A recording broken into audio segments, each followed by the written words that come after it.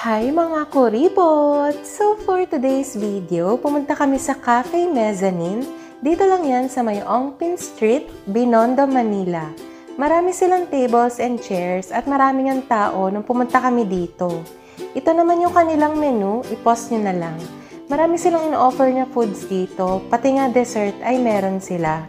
Ito naman yung mga in-order namin, special kikiam, tapos kiampong rice. Meron din kaming in-order na isang platter ng pansit canton na napakaraming sahog. At umorder din kami ng kanilang famous xiaolongbao na mukhang masarap.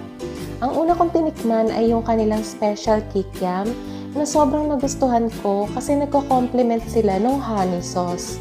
Yung kiampong rice naman nila ay maninamnam at hindi maalat. Itong kanilang pansit canton ay nagustuhan din namin kasi marami siyang sahog. Tapos yung xiaolongbao ay malasa at hindi